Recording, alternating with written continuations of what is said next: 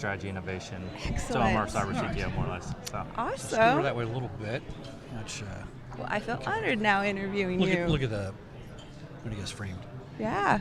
Are we framed, everybody? I think so. We are live. Okay. All right, let me set my recording. Let me set my clock. All right, there we go. 1, 2, 3. Welcome to Security Guy Radio, securityguytv.com at Black Hat 2017 Las Vegas. What's your name, sir? Yeah, my name is Chad Holmes. Chad, I forgot to give you the radio briefing, microphone briefing. Hold it right about here. And talk on Right that there? sweet spot. Yeah, right about Okay, there. great. Sorry about that. Okay. All right, so you're with EY.com. That's right. And what do you guys do? Yeah, so we provide strategy program services for clients, really driving system integration work and operational work around their whole life cycle as it relates to cybersecurity. That's too complicated for me. You better take that one. That's a lot. That is a lot, isn't it? Yes. Tell us more about what that is. Yeah, so we provide everything from, I would say, non-technical services, helping organizations understand what their gaps are, what their security posture is, and then really driving out how to get it implemented into their organization. What does that really mean? How they work with the different business units to implement that side in their organization. It's kind of and then how they logistics in a operate way, kind of. In some aspects, right? It's really Yeah. focused around risk security, cybersecurity aspects of the organization. So you're getting it done. You're managing the process to get it done. We are. All right, interesting. Now, what kind of clients do you guys have? So we service across the spectrum, but most of our clients are in the Fortune 400, typically. The larger clients are really focused on how to secure their larger organization, multinationals, typically. So what I've never understood is almost everybody we talk to today, it's a great product, right? But it's people with a lot of money that are using it. And can a smaller company use you? Is it cost prohibitive? Or what's the blocking that's preventing smaller companies from getting into this space to help secure stuff? Yeah, no, that's a great question. Based off our service and our tier of offerings, we're very focused on providing services for organizations.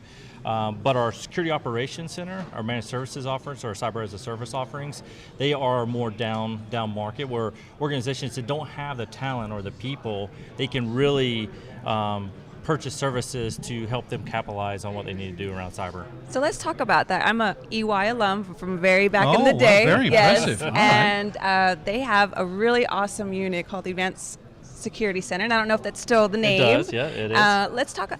Can you talk about a little bit of the services that come out of that group? Yeah, absolutely. So we've kind of evolved that over the years too. So we do have the ASCs, with the Advanced Security Services or centers.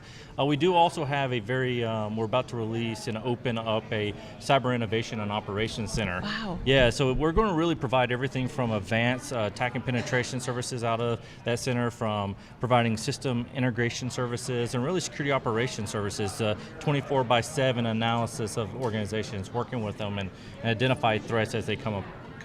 And is that to serve the need of cybersecurity as a service model that has kind of really changed the landscape of how businesses consume cybersecurity services? Yeah, absolutely. Absolutely. Like to your point earlier, it's how does people consume services from if they're very high and costly. If you center-base those services and become them as a service model, people are easily to consume those services, and it comes at a lower cost point to the organization too. So. Excellent. So that's pretty interesting. Now tell me what you did at EY. What did you get your certificates there? What did you do? I ran the security operations centers both in Houston and in New York. Really long time ago. Kind of really long got time my ago. chops Yeah, she's like there. 29 years old. It's a really long time ago. See that white hair? This is a long time ago. I got to work with a lot of very highly capable hackers. Let's just put it at that. Now, you're a young lad yourself. How long have you been in this business? So I've been in cybersecurity around 18, 19 years. Okay. Been at EY about 18 months, give or take. I was the former CTO for FireEye right before moving over to EY. So I've been in advanced security now, for a while. Now, are you a CTO or a CISO or? So I'm the acting cyber CTO for the cyber practice. But I live on the advisory side, the consulting side. So differentiate a CTO from a CISO for me. Yeah, so because I get confused on those two things. Yeah, very well.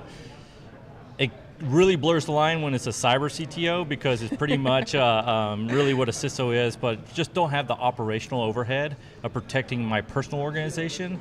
I help organizations protect themselves instead of me protecting EY. We do have a global CISO at EY. Oh, I see. Okay, Right. all right, that makes sense. So you're outsourced to them in a way. Yes. Is it a consultancy kind of contract?